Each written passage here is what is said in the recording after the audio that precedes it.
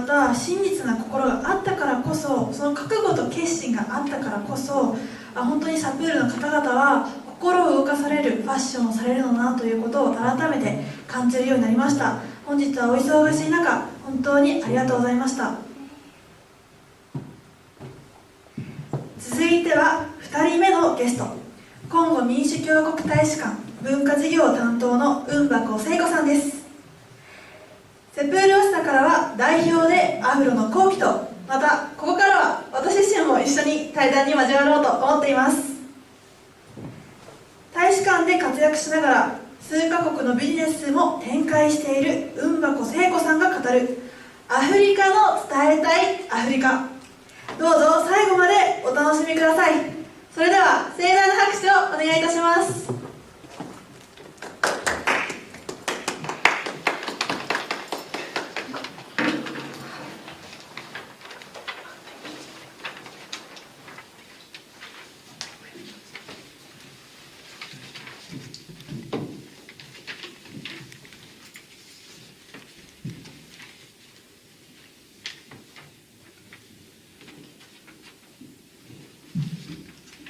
それではいよいよ聖子さん、今日はよろしくお願いいたします。お願いします。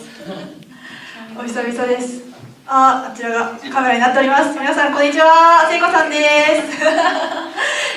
す。先ほど自己紹介を軽く私が他己紹介ですねさせていただいたんですけれども、ここからは聖子さんに少し自己紹介をしていただければと思います。ではこちらのマイクにお願いします。すみません。So I'm going to be speaking in English. I don't know if they said that. これから英語で話しますけど、私が日本語で訳します。お願いします。Hi, my name is Seiko. I am Cameroonian Japanese. I was born and raised in Cameroon and moved to Tokyo in 2007. そうですよ、コンゴ人じゃないんです。私はセイコです。で、私はカメルーンで生まれて、2007年に日本に生まれから過ごしています。And as Misa rightfully said, I'm currently the person in charge of cultural affairs at the Embassy of the Democratic Republic of Congo. コンゴ共和国で外交官の仕事をしています。But on the side as well, I have a business with my business partner. What we focus on is pretty much cultural exchange between Africa and Japan. それと同時に自分でもサイドビジネスをやっていて、それがアフリカと日本の文化の交流のビジネスです。Well, I do a lot of things, but I'm just gonna cut it short there, and we're gonna jump right into the discussion today. 他にもいろんなことやってますけど、じゃあディスカッションの方に入っていきたいと思います。すいません。じゃあ早速今日3つほどテーマを準備してきたんですけれども、まずアフリカのイメージについて、実際のイメージと日本人が持つイメージと実際についての、話を聞いていきたいんですが、ちょっとこちらの団体で、アンケートを50人ほど取ったんですけれども、日本人が持ってるアフリカに対するイメージっていうものがいいイメージ、ポジティブなイメージは、陽気で明るい人たちで、また身体能力が高くて、であとは美しい自然があって、あとは先ほどサプールの話もありましたが、多様な文化がある、いろんな文化がある、そういうイメージがあった反面、ネガティブなものとして、紛争とか治安が悪いっていう、そういう場所だと思ってる人が結構多く、また貧困問題とかそういったものも、ネガティブなイメージとしてあるんですが、こういったイメージに対して実際聖子さんどのようにお考えですか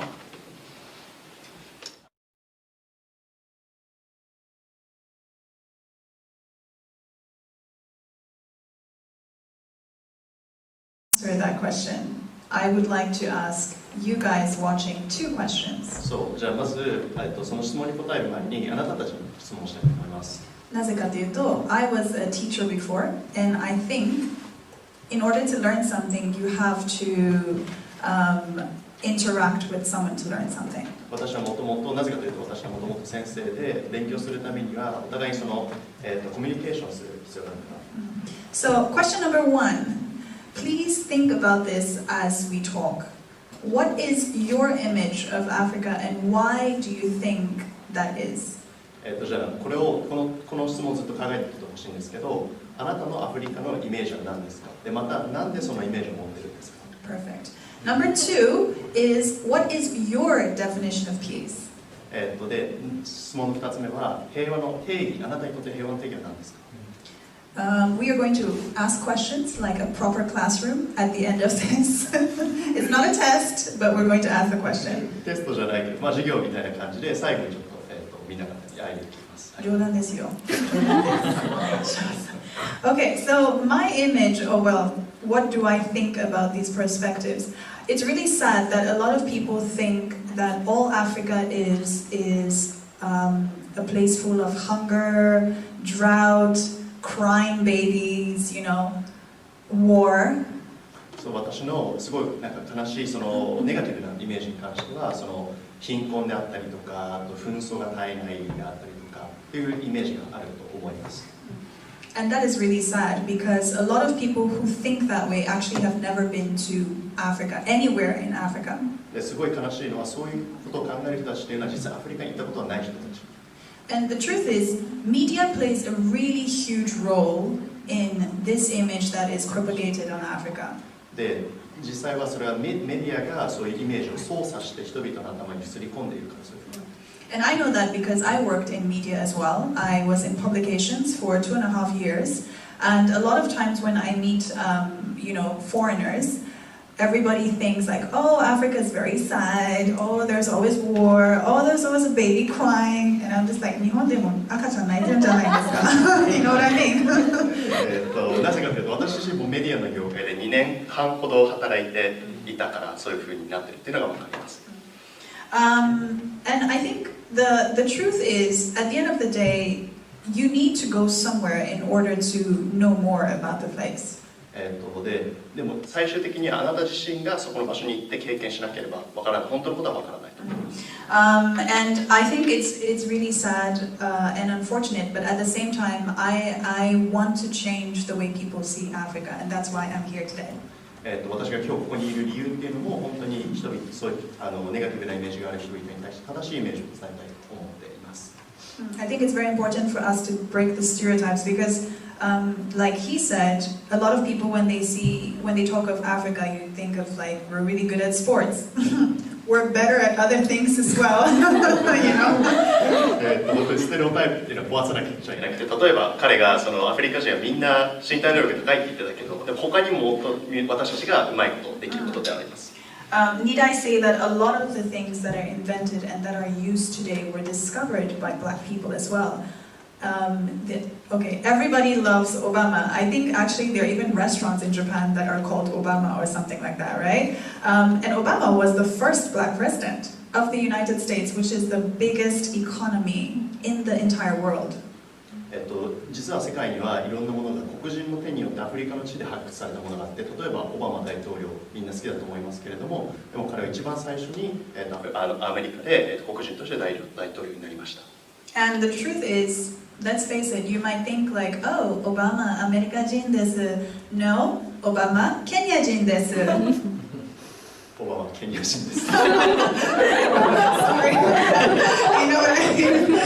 So let's actually take some time today. When you go home, actually Google who invented, let's say, from the light, telephone, anything. Just start Googling stuff and seeing that blacks are as equal as whites in discovery of stuff. And we are academically very bright people. And obviously physically as well. I mean, let's talk of LeBron James, you know. I just to name a few, if not, I'll go on for hours, but yeah. だからみんなに言ってほしいのはちょっと家帰ってみて、例えば、携帯電話とかあとさまざまなものが誰によって発明されたのかちょっと見てほしいと。例えばさっきラブロン・ジェームスとか、多くのその黒人の人たちによって多くのものが発明されたっていう歴史があるから。ありがとうございます。ちょっと今ほとんど話していただいたようなところではあるんですけど、ちょっとイメージとどう違うのかというところを聞きたくて、具体的な話とあと実際に聖子さんに事前に送っていただいた写真を見ながらそういった話をしていただこうかと思います。はい、写真の準備をお願いできますか。Yeah, so technically the pictures I'm about to show you, while our amazing computer person gets the pictures ready. So technically, excuse me, these are not pictures of African infrastructure and everything like that. No, because I went to these places for holidays, so I'm not going to be taking pictures of buildings, okay? すみません。今から見せる写真はみんなが期待してるようなアフリカなんか古い道とかそういうのじゃなくて、もうちょっと私ホリデーの時に行ってきたからもうちょっと楽しそうな写真ですけど。だからビルとかビルはあるんだけあります。But I'm not going to be taking pictures of buildings only because, obviously. But yeah, so as you can see in some of these pictures, this was taken in 4 different African countries. 実はこれは、4つのアフリカの国々で撮られています。So there's Mozambique, there's Cameroon, where I'm from, woo! There is Djibouti, and Nigeria. モザンピークとカメルーンとジブチとナイジェリア。So, as you can see, yes, we do have buildings in Africa. 見てわかると確かに私たちにアフリカに建物がありますよ。And as you can see as well, we have beautiful beaches. 美しいビーチもあります。And I think one thing that I just want everybody to understand, like I said before, is unless you go to any country in Africa, it's very impossible for you to have an image of what Africa is. もう一回繰り返して言いたいのは、本当にアフリカに行かなければ実際アフリカに何があるのかっていうのは分からないということです。So one thing I'm sure a lot of people don't know is Africa, a lot of countries in Africa were colonized by French, Germans, British, and Portuguese. 多くの人が知らないと思いますけれど、アフリカは、フランス、ベルギー、ドイツ、ベルギーもある。Thank you, look at you, teaching me about Africa. I forgot about Belgium. とかっていう国々に、植民地化されてた歴史があります。Which means because these different countries were in our country and colonized us, we have infrastructure that literally remains, that is inspired or built by these people. そういった植民地化の歴史があるから、だから彼らによって、作られたとか、そういう彼らの思想にのっとって作られた、ビルであったり建物っていうのが今あります。And I think, for example, I would talk about Cameroon, but in Cameroon we were colonized by the French, the British, but we also had German influence and we also had Portuguese influence. 例えばカメルーンであれば、フランスとイギリスと、あとドイツとポルトガルに植民されている歴史が。Yeah, so depending on the area in which you go in Cameroon, you would actually see architecture that's from that area or from that country, sorry. だから実際カメルーンに行ったらその国にあるような、インフラであったり建物っていうのがあります。And also, if we're talking about just, I want to say happiness levels, but personally speaking, when I was growing up, I never once heard of a single person in my surrounding or in my family or even neighbors who committed suicide. ちょっと幸せの幸福度とかっていう話になりますけど、私の、生まれ育ててきたところでは誰も自殺をしたりとかっていうことを聞いたことがありません。And I think suicide as a whole is not very common in African countries, let's face it. アフリカ全体として自殺ってあんまりポピュラーなトピックじゃない。And the reason being, okay, lately there is a little bit of a lot of that recently, but the main reason why this is not such a huge thing is mainly because we are a Christian country. Well, most of the countries are Christian or religious. So committing suicide, for example, is frowned upon. It's a taboo. そう、最近はちょっと増えつつありますけれど、なんでそんな低いかというと、アフリカ全体がクリスチャン国家としてあるから、でクリスチャンにとってはその自殺っていうのが、一つのタブーとされているから。クリスチャン国家じゃなくてだけじゃなくてイスラム教もあります。But yeah, pretty much that. And the truth is, the way we deal with stress is you go out with friends, you drink 5,000 beers, you laugh about it, go back home, sleep, next day is a new day, you know? 私はどうやってストレスとハンドリングするかっていうと、もうなんかいっぱいビール飲んで、それで友達と遊んで、それで帰って寝て、それでまた新しい一日を過ごしていくみたいな。don't get me wrong, I'm not saying it's that easy, but the truth is we prioritize just being happy. We don't want to focus on negative things because so much already is happening around us that is negative. だから私は別になんかそんな軽いノリで言ってるんじゃなくて、私たちいつもネガティブなサイドじゃなくて、もうちょっとポジティブなサイドを見ようとしてるから。So that's pretty much it. I think in terms of infrastructure, another thing that well, it's not really infrastructure, but just the difference between what a lot of Japanese think and what actually is in Africa is up to you to go to Africa and see. だからまあちょっと、質問に戻りますけれど、確かに、建物とかいろんな違いがありますけど、でも一番大事なのはあなたがアフリカに行ってみてみることだと思います。ありがとうございます。すごい今話を聞きながらリアルなアフリカを体感したんですけど、私自身も実はアフリカに行ったことがなくて、このように写真を見ながら、また聖子さんの話を聞きながらアフリカに本当に行きたいとすごい思いました。はい、続いて質問なんですけれども、オバマさんだったりとかそのような賢い人もたくさんアフリカにはいるんだという話をされたと思うんですけど、それをもうちょっと拡大して組織や機関について、特に日本ではアフリカはやっぱりまだインフラが整っていないという考え方を持っている人がいるので、そこも何か聖子さんのご主張があればぜひ伺いたいなと思います。お願いします。 So technically, when a lot of Japanese say, for example, there is no infrastructure in Africa, I don't even know how to reply to that, to be honest. That's an insult to us. だからまず日本人がそのアフリカのインフラとかについてなんか何もないんでしょうとかっていう問いに対してすごく、侮辱されたとかそういうふうに受け取ります。それ失礼だね。失礼。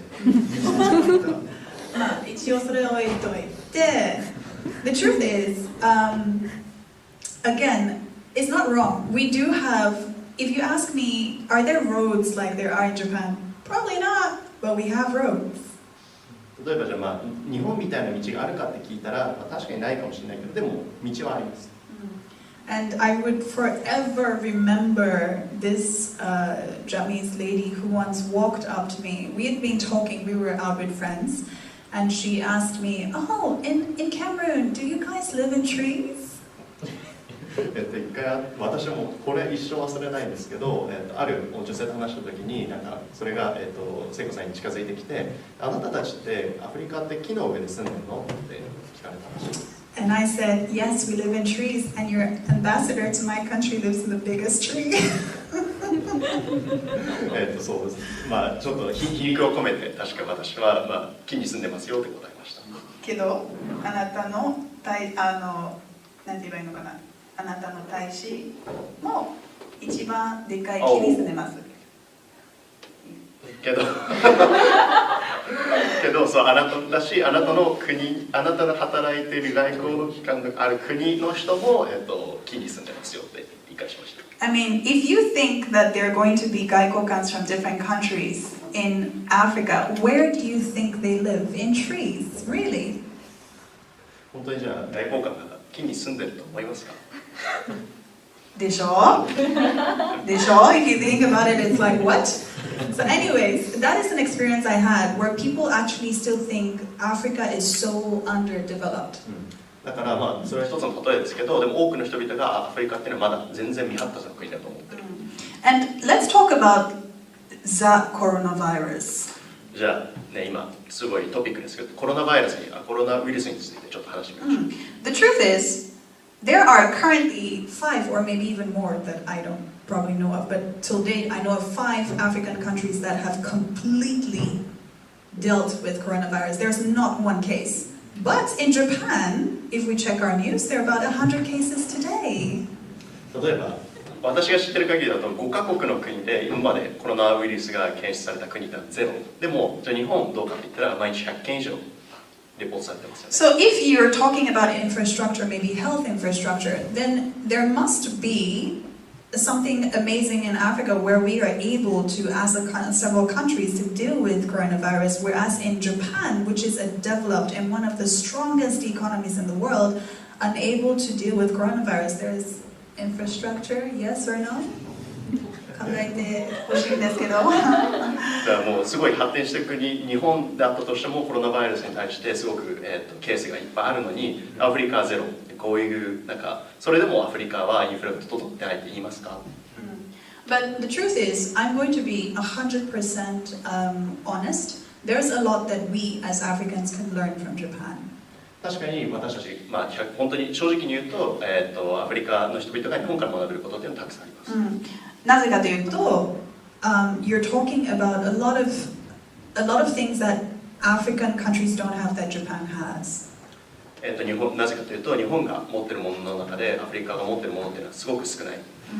So you're talking about こういう立派な大学とか or hospitals, the kind of equipment you have. Obviously, we don't have that in Africa, but I believe that we are coming to a point where we're pretty much learning, not only learning from developed countries, but we're also being able to be at par with those countries.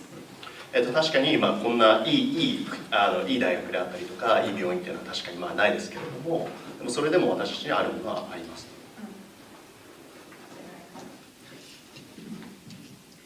すごいユーモア交じりでとても面白かったんですけど、お話が本当に日本人として考えさせられることがたくさんありました。はい、続いてはそんな日本とアフリカの関係について触れてくださったんですけれども、これについてもう少し聞いていきたいと思います。去年も開催されたんですけれども、日本とアフリカが国連や世界銀行とともに行っているティカットに関して何か思うことがあれば教えていただけると嬉しいです。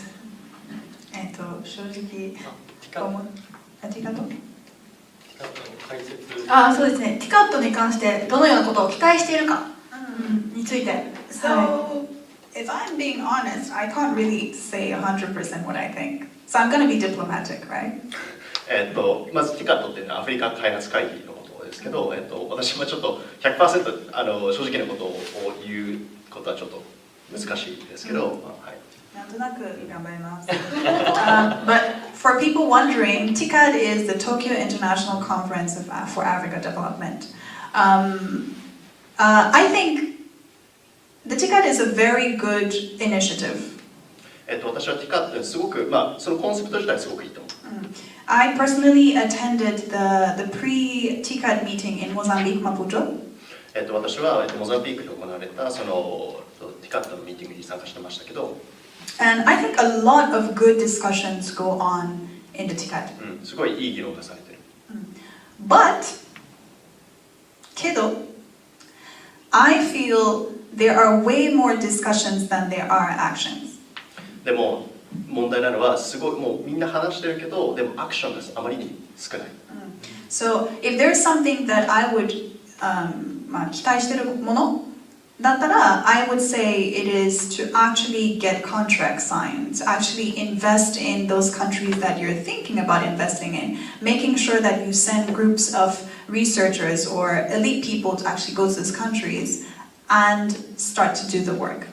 私が一つ言いたいのは、実際に紙にもうこれをやりますとサインして、それで投資を始めてたりとか、あと研究者であったりとかエリートの人たちをその国に送ってリサーチをさせるとか、そういうアクションがもっと必要だと思う。Because I think up until now, we African countries are getting tired of big talk and no action. なぜなら今までもずっとあったけれども、アフリカ私たちはもうそのなんかこれをやりますって言って実際やらないみたいなのにちょっと飽きてきてる。So the truth is, yes, the truth is, with TICAD, I think the initiative, like I said before, is really good. But at the same time, we want to make sure that these discussions are leading to good goals and good results. もう一回言いますけど、確かにティカットっていうのはすごくいいコンセプトだけれども、実際に何かそうゴールに向かったりとかっていうのが実際アクションとして必要だと思います。And I feel the more we are able to understand what each country needs in terms of investment or in terms of support financially or otherwise, the better the relationship would actually become. 私が思うのは、その一つの国に対してどんな投資が必要なのか、どんな経済的な対策が必要なのかっていうのをもうちょっと、考えることによってちゃんとしたそのリレーションが、保たれると。The reason, for example, why China and Taiwan and Korea are very popular in Africa is because they're fast, they're rapid. They see a need, for example, let's say let's give a random country. In Malawi, there's a need for a hospital in so-and-so village. Let's go there. 中国とか韓国とかアフリカですごく有名な理由っていうのは彼らはもうすごく早いんですね。例えばマラウイって国で何かが必要だとしたらじゃあ本当にそこに行ってサポートしてあげようっていうふうに実際にやる。And well, sometimes the building lasts for like 2 years and then crumbles. Well, at least it's there. たまにはなんかビルがちょっと2年ぐらいで崩れちゃったりとかってありますけど、ありますよ、ありますよ。冗談じゃないです。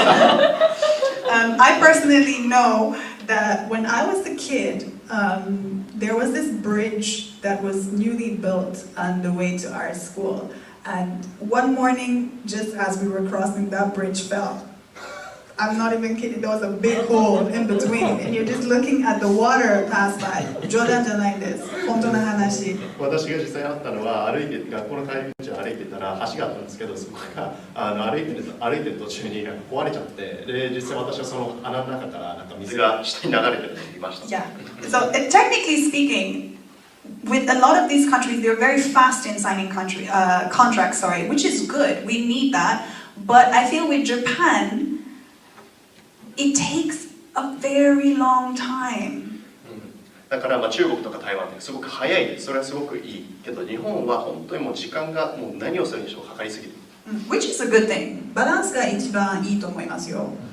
But I once had a meeting with an ambassador whose name I'm obviously not going to mention, but he was telling me that it took his country 25 years to be able to import or to export avocados to Japan. 25 years. 25年ですよ。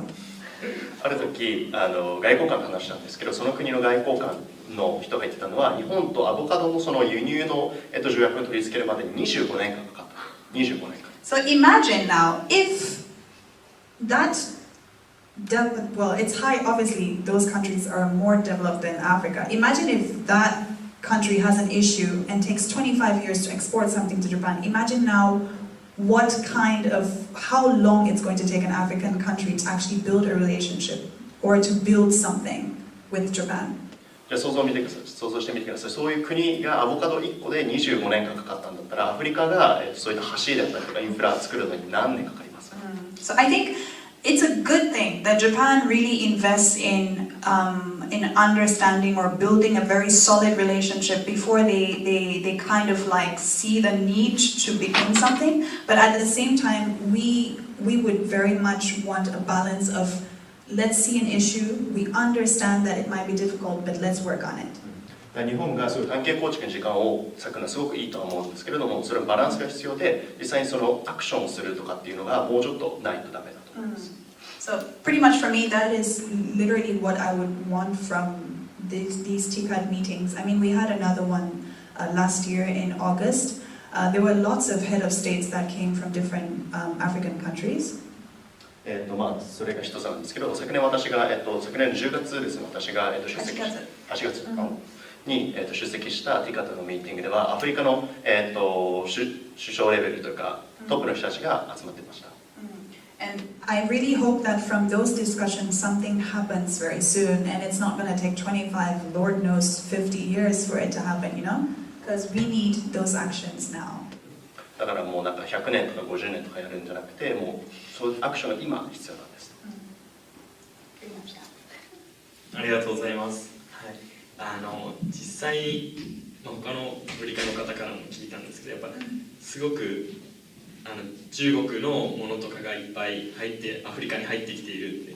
でも日本の製品も古いラジオだとか、そういったものがアフリカにあって、それっていうのがまだ使える、でも中国のは先ほどあったみたいに数年でたまに壊れちゃうみたいないうのがあったんですけど、本当は日本に、いろいろそういうものをもっと早くしてほしいっていう思いを持ってるっていうふうに聞いたんですけど、それに対して日本っていうのはそのピックアップだけじゃなくて、今回のウイルスの件でのいろんな給付金だとか、そういったお金を配るっていうのにもかなり時間がかかっちゃってるんですよね。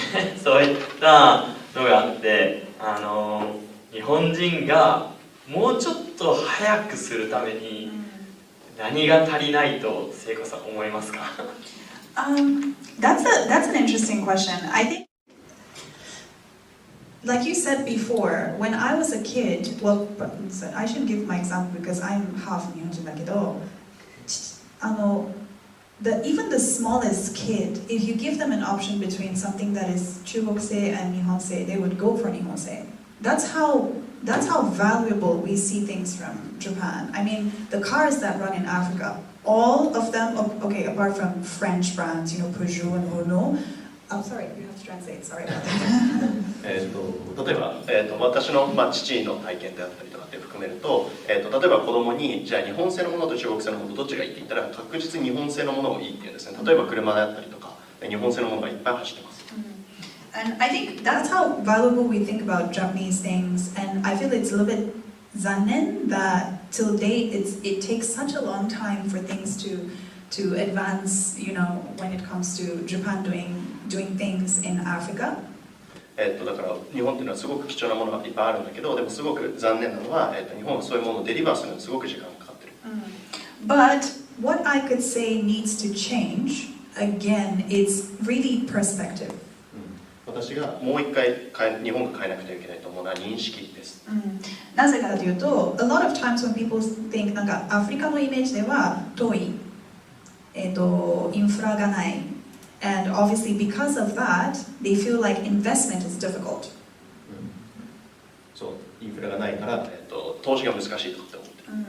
And also, これは本当だけど、African people are a little bit not very reliable, We're not that reliable people, sometimes. たまに、アフリカの人々はあんま信頼がちょっとできないとか。なんかyou tell them to do, let's say, you leave them with, okay, finish this in 1 month. You come 5 years after the thing is not finished. You know what I mean? Yeah. 例えばこれやっといてっつって1ヶ月やっていてっつったら5年後にできちゃったみたいな。It's sad, and I can be biased and say no. 私たちはそういうふうにじゃない。But 本当で言うと、Africans are sometimes like that. So I understand why maybe Japan is a little bit hesitant, like, oh, maybe investment will be hard. If we invest in this, this is how it might go, or people might steal the money, or there are lots of, let's face it, there are lots of reasons why such contracts are slow to be signed. だから日本、そういった例も含めて日本人がそういうものに、ちょっと消極的っていう、実際そういう理由もあることは理解してます。But at the same time, I would really I really want to ask the Japanese government and Japanese entities or companies to go beyond what you think about Africa. 私が日本の、政府であったりとか企業に対して言いたいのは、アフリカに何があるというふうに考えるだけじゃなくてその一歩先に踏み込んでみること。Because I feel a lot of times, a lot of Japanese people's minds is very tunnel vision. なんか日本の人々と話して思うのはすごく狭い考えがトンネルみたいにすごく狭い。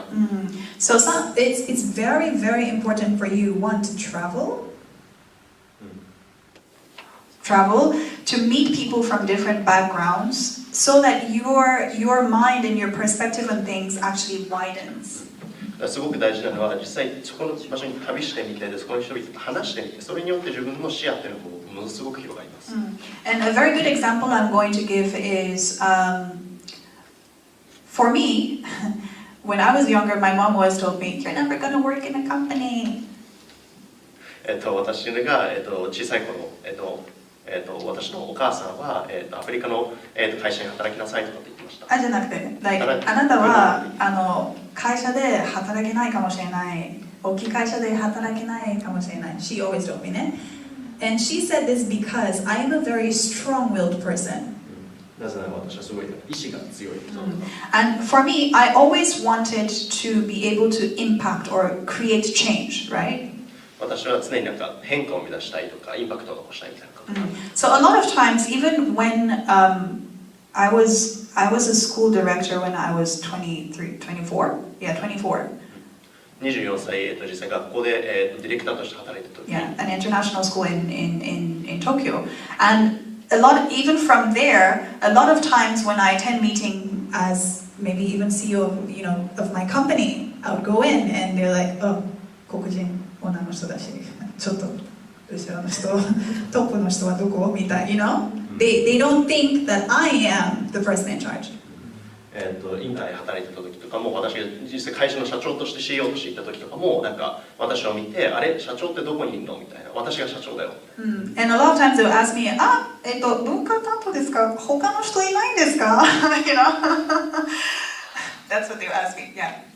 I said it in Japanese, I'm so sorry. But yeah, for example, when I'm working at the embassy, a lot of people are surprised, like, oh, 文化担当は、他の人いないんですか？ They would ask me, right? But the truth is, that is the mindset in a lot of Japanese companies.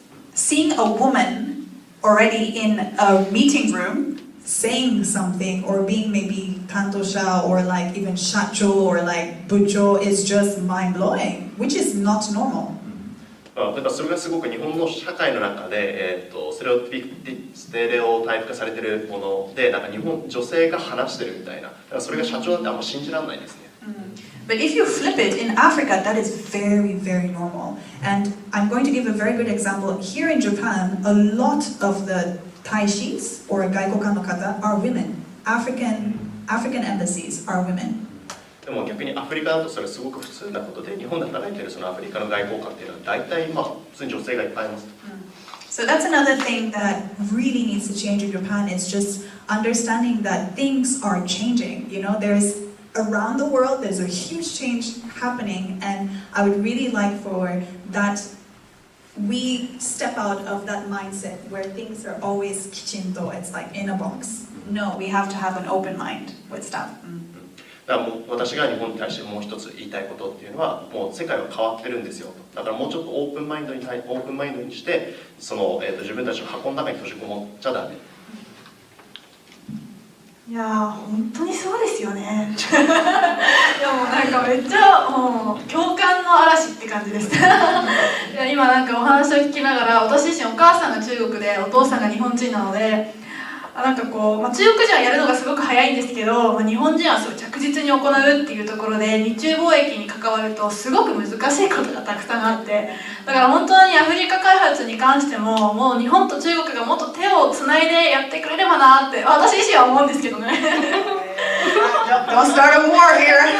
私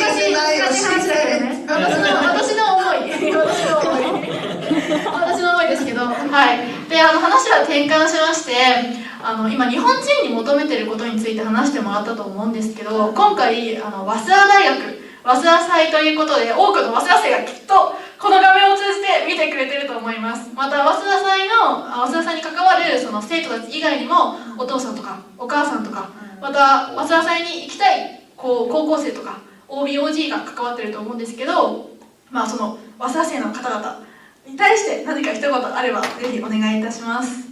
Okay, that's a lot of people I should give a message to. She was like, Ba-chan, Oji-chan, Obo-san. She was like, wow. Okay, so if I have a message to you, I think pretty much that's what I said before, but I would strongly say it is get out of the stereotypical way of seeing things. もうちょっと今までもずっと言ってきましたけど、一つ言いたいのは、ステレオタイプ化された認識を変えること。So, for example, like the reason why I asked you guys the questions at the beginning, asking you what is your image of Africa and why do you think that? The truth is, I'm sure 80%, or let's say 95% of you guys actually have a negative image of Africa, and it's not because you have not been there. もう一回、私が一番最初にした質問を思い返してほしいんですけど、80から95% ぐらいネガティブな、アイデアをアフリカに対して持ってた人っていうのは、おそらくアフリカに行ったことがないでしょう。And I don't mean Algeria or those really cool places next to the Mediterranean. I mean the deep when you talk about Congo, you talk about Cameroon or Nigeria, you know? Those are the countries I'm talking about. A lot of Japanese go to South Africa, you know, Kenya for the elephants and giraffes, and you know? And maybe let's say, I know a lot of people go to Ethiopia as well, but the truth is a lot of you who have negative image of Africa, it's because you've seen it on media, right? But you've not been there in person. なんか日本人がすごいそういうエチオピアとかケニアとかすごいいいところに行くのは知ってますけど、でも多分、私たちが話してるのはすごくもうちょっと深いアフリカというかコンゴであったりとか、そういう国のことを話してて、でおそらくネガティブな、アイデアを持ってる人たちっていうのはアフリカに行ったことがないですよね。So I would really encourage you to put aside whatever image you've seen on the UNICEF, you know, the little kanban they have in the trains with like a fly going up a baby's nose, you know what I mean? Put that aside. だからあなたが持ってるそのアフリカ、一度あなたがアフリカに対して持ってるその、貧困でとかなんか木の上に暮らしてたりとかそういうイメージちょっと一旦置いてください。And maybe for yourself, I think Waseda also supports a lot of students who are interested in Africa. I mean, that's why we're here with the Sépeur initiative. I think step out of your comfort zone, meet people, ask questions. 早稲田は、そういった国際的なプログラムもすごく多くあると思いますから、それを使って自分自身のそのコンフォートゾーン、自分自身が、快適なその圏内っていうかどこからから、ステップアウトしてみましょう。I mean, I was talking just a few minutes outside with you, and I gave a very like an example. 私はちょっと、僕と話して、でちょっと例をちょっと挙げたんですけど。And I said, why is it that if I walk up to, let's say, Misa and I say, why is your hair like that? Why does your hair grow straight like that? 例えば私がミサさんに向かってなんであなたの髪ってそんなまっすぐなのって聞いたらどう思いますか？ Why is it that it's strange when I ask her that question, but that it is not strange when you walk up to me and ask me about my afro? でも逆に、ミサさんが、聖子さんになんであなたの髪アフロなんですかって聞いたらそれはなんか変。It cannot be okay for one side and not okay for the other side. I'm a human being too, right? I have 10 fingers, 10 toes, just like her. So why is it that when I ask her that question, it's different, but for me, it's not a good thing? なんで私も同じ、人間で10本も指あるのに、彼女に対していい質問が OK なのに、彼女から、私にする質問が NG なのか。So I think a lot of these stereotypes have to be changed when it comes to just blacks in general. A lot of people think blacks are almost like not Beijing, but like a completely different alien or something. No, we're human beings just like you. And you see a lot of blacks around. And why don't you just walk up to them and ask them questions, like get to know them, try to understand where they're coming from, rather than just seeing them, not saying anything and stereotyping. だから、黒人ってすごく黒人の差別みたいなすごく多いですよね。なんかすごく黒人をエイリアンだみたいなふうに思う人もいるかもしれないけれども、でもじゃあ黒人いっぱいいるんだから実際そういう人たちに話してみて、でそれで知ってみましょうと。なんかそうじゃなくてメディアを見て、でなんかステレオタイプ化して、ジャッジするんじゃなくて。I mean, a lot of you guys are into black culture. I mean, look at him next to me. He's got an afro, you know. He's got an afro. Yes. なんかみんなすごいそのブラックカルチャー、黒人特有の文化みたいなの好きだと思うんですけど。You like hip hop, you like reggae, you like rap, you like blues, you like jazz, you know? You like even disco. All that is from black culture. 例えばヒップホップ、レゲエとかジャズとかあとブルースとか R&B, hey. All of that is black culture. 大体もうそれは全て黒人の文化。So you cannot like black culture and hate black people. No, it doesn't work that way. It's almost like saying, "Oh, I love udon, but I hate Japanese." It doesn't make sense. だから黒人の文化が好きなのに黒人が嫌いとか言っちゃいけない。なんかそれはうどんが好きだけどなんか日本嫌いみたいな言ってるのと同じです。If you like the bunka is part of the person. Person is part of the bunka. It's one and the same thing. 文化が好きだったらその人のことも好きになるはずだし、その人のことが好きだったら文化も好きになるはず。So one thing I'm really going to encourage Waseda Daigaku students, the Oji-chan, Oja-chan, Oba-chan she was talking about, you know, the sisters, the brothers, the neighbors, the people who want to come to Waseda Daigaku, open your mind, be open, be flexible. 私がもう皆さんに対して言いたいのは自分のマインドを開けてください。And I think, to be honest, 年は言わないんだけど、ゲスしていいんですよ。I think for me, the most unattractive thing is someone who is not educated. 年とか言わないですけど、私にとってすごく本当になんか魅力が全然ない人っていうのは、教養がない人。So before you open your mouth and you say certain things or you ask certain questions, like the person who asked me whether I lived in a tree, inform yourself. 例えばそういう人たちに言いたいのは、例えば彼女に対して木に住んでるのって言った人に対して言いたいのは、まず自分自身で、情報を入れましょうと。I mean, you have iPhones and MacBooks. Literally, everybody has a MacBook and an iPad. You're able to go on Google and say, "Oh, カメルーンってどういった国？どんな国？コンゴってどんな国？ケニアってどんな国？どこに住んでます？" Like it's very easy. It's just like a tap away for you. So why don't you do that? だってもうみんな Mac とか iPhone とか持ってるんだったら、もうすぐ Google でカメルーンってどんな国いるかっていうふうに調べればいいじゃないですか。いいじゃないですか。ありがとうございます。最初に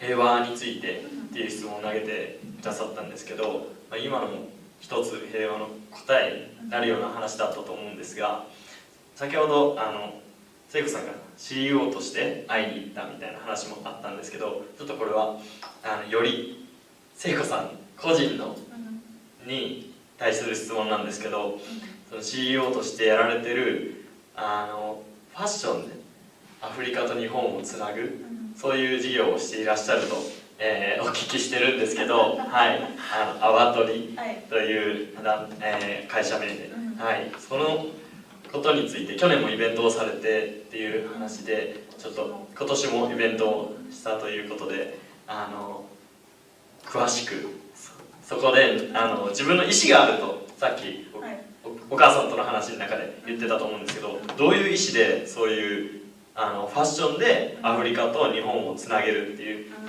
プロジェクトを始めたのかっていうのをお聞きしたいです。Okay. We're kind of doing like a freestyle right now because that was not on the question, but okay. So technically, the reason why I started with my business partner Awa'Tori is because I think it's a beautiful thing when cultures mix. なぜ私がAwa'Toriって自分の会社を始めたかっていうと、カルチャー、文化がミックス、融合するのはすごく美しいことだと思うから。And I think every single person has something to learn from the next person, right? で私たち全員が隣の人から学ぶことってありますよね。You can never do anything by yourself. Never. 自分自身ではもう何一つ絶対できません。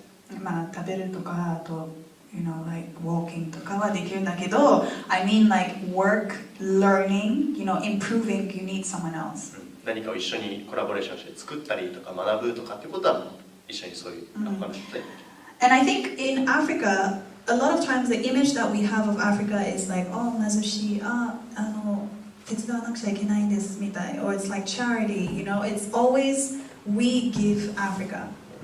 アフリカに対してのイメージっていうのはなんか私たちがいつも何かしてあげるみたいな、募金してあげるとか。Yeah, but Africa has a lot to teach you too. Yeah.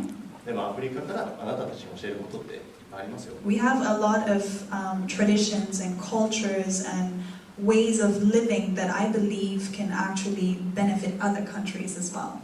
例えば伝統であったりとか文化とか私はどのように生活してるのかっていうのを他の人が聞いてそれで得することとか学ぶことってある。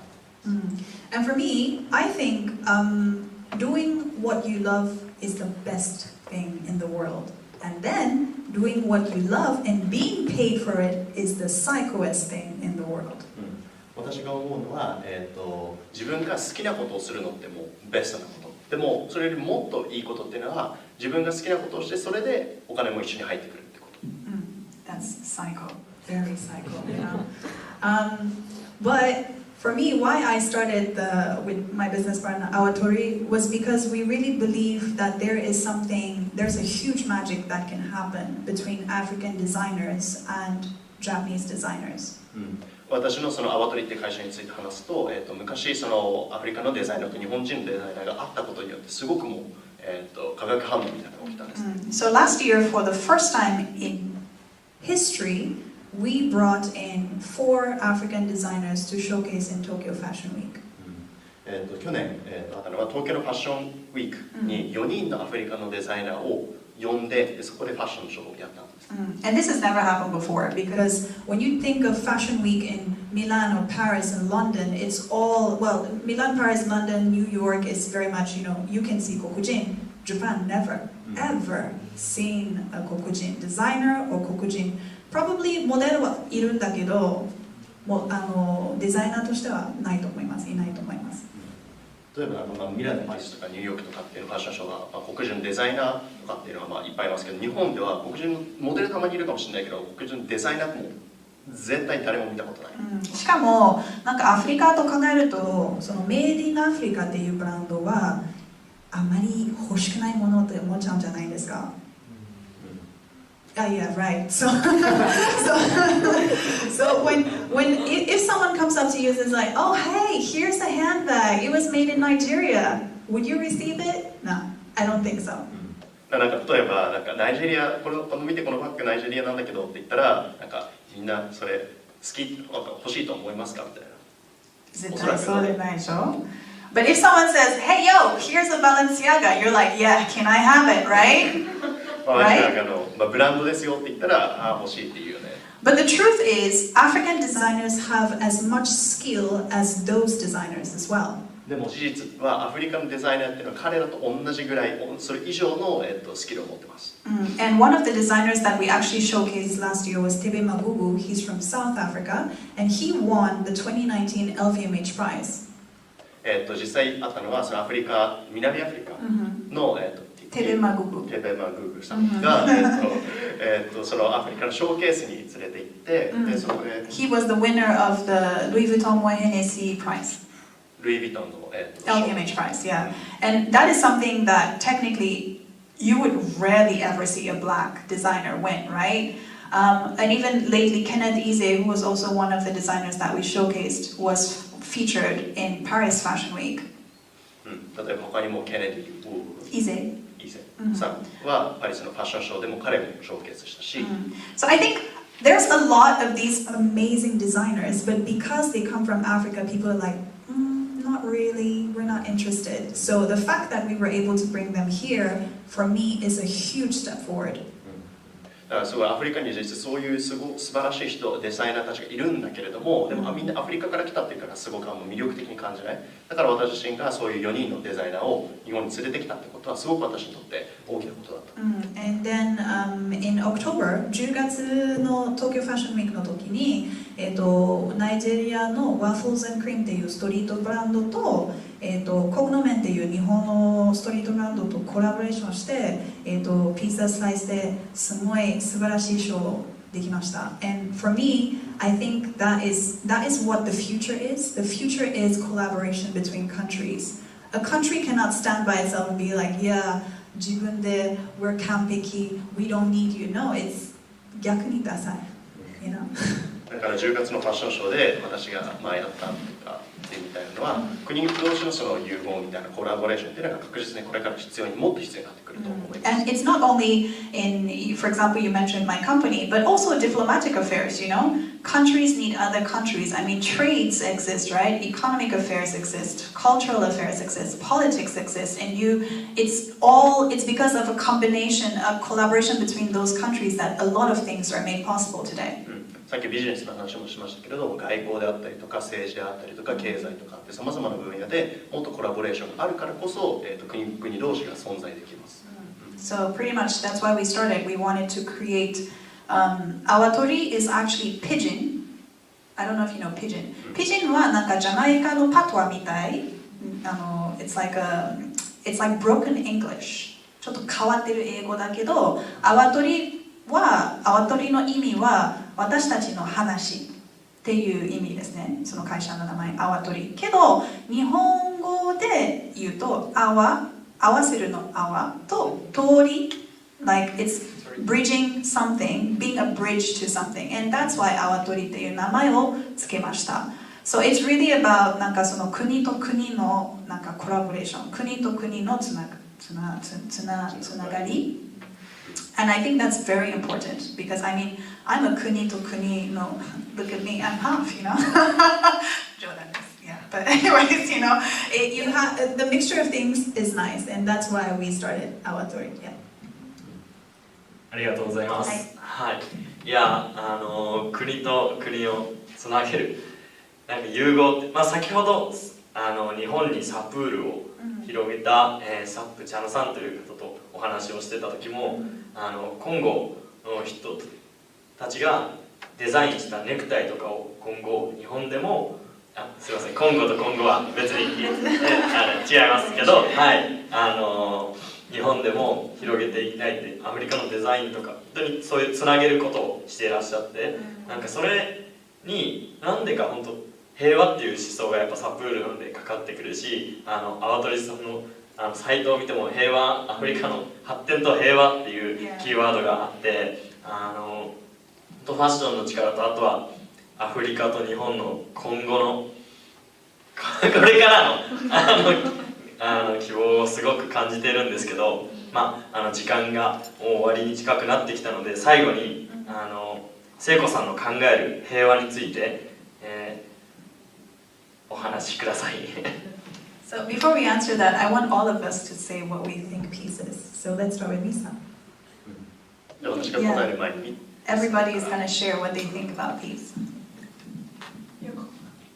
ここで当てられるとはびっくりなんですけれども、そうですね、平和。なんか私自身もお父さんが日本人でお母さんが中国人でハーフっていう点では聖子さんと同じだと思うんですけど、やっぱハーフだったからこそそういう平和って問題に関してはたくさん考えてきて、なんかそれこそお父さんとお母さんがお家で喧嘩をしていて、テレビをつけたら日本人と中国人が尖閣諸島を争っていて、あれなんかこれ学校で習ってきたなんか道徳の授業と全然違う現実が広がっているんだけどとか思いながら、本当に授業と現実は違うんだなっていうのを思っていたんですけど、でも私の中で平和というのはなんかそれこそ本当に国と国も大きいことだと思うんですけど、一人一人が平和な心を持つことから始まるのかなって思っていて、この人をもっと理解したいと思うっていう心だったりとか、この人をもっと愛したいって思いだったりとか、そういう一人一人の心から平和って伝播されていくと思いますし、それがファッションだったりとか、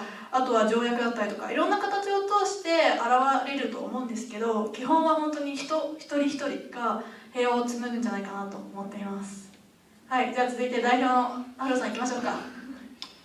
はい、簡単に話すと、平和ってすごく大きいテーマなんですけど、一人でやるってなった時に平和のために何かしようって思ってもできることすごく小さい、なんか、今言ったみたいに相手を思いやってみるってそのちょっとしたことなんですけど、それをでもちゃんとやる、小さいことでもそういうことをちゃんとやる積み重ねと、あとは伝播つながっていくっていうので平和が本当に少しずつなされていくもんだと思ってます。はい。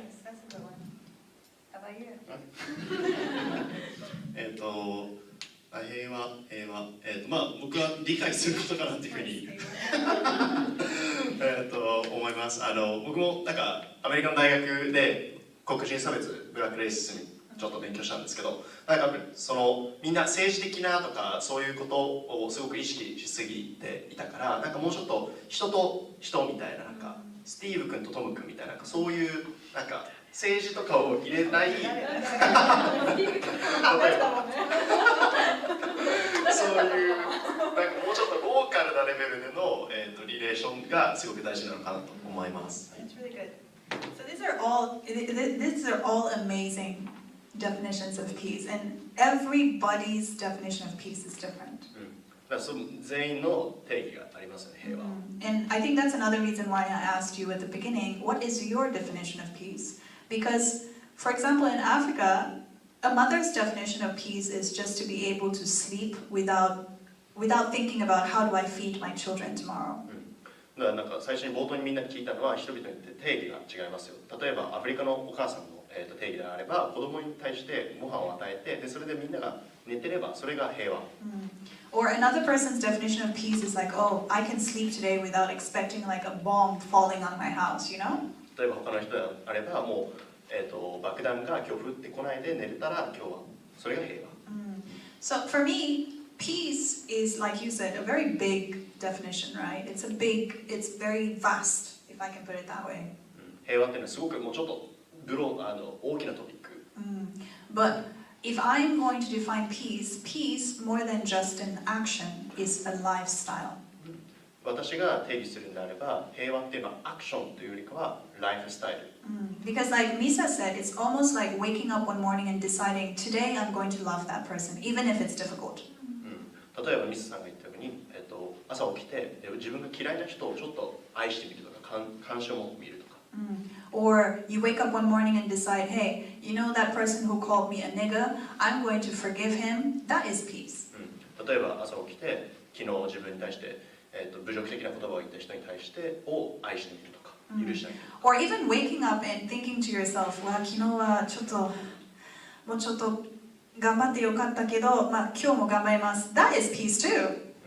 それも平和です。And it's being okay with yourself, if I can put it that way. なんか自分に対してもうちょっと自分をもうちょっと許容してあげる。And I think you can only give peace when you have peace. 平和っていうのは自分に平和があってこそ他の人に平和を与えられること。And so it is easier for you to love the person next to you. It's easier for you to forgive the person next to you when you're okay in your skin. If you're not, there's no way you're going to do that. 他の人を愛してあげることも他の人を許してあげるということも自分自身がまず平和なマインド、心じゃないとできないですよね。And I think, for example, even with what's happening around the world when it comes to racism, it's just people who are insecure with themselves, you know, and they see other people as threats. And that's why we have wars, that's why we have conflicts, that's why we have people killing or insulting or abusing other people. It's because they're not okay within themselves. 例えば今起こっている人種差別とかの問題に対しても同じです。自分に対してまずみんな不安を持ってるし、自分の心が平和じゃないから、だからお互いに罵し合ったりとか喧嘩したりとかっていうことが起きている。So my encouragement to you today, 最後に, is really to think about how you can, in one way or the other, propagate peace to the next person, because it's a domino effect. Once you hit the domino, it like goes, you know, to the next person. That's how it is with peace. だから今日みんなに、覚えててほしいのは、平和っていうのはもうドミノのように、ドミノ効果のように自分自身が平和を与えれば他の人も平和になって全体が平和になるってこと。はい、ありがとうございました。すっごく深い内容になりましたね。アフリカが伝えたいアフリカ、本当に聖子さん今日はありがとうございました。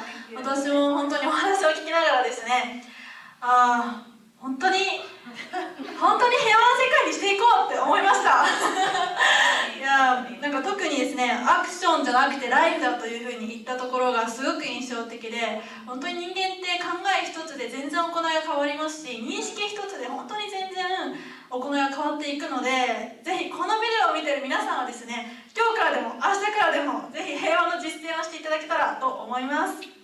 はい、では最後に代表より告知があるので、代表のこうきくんお願いします。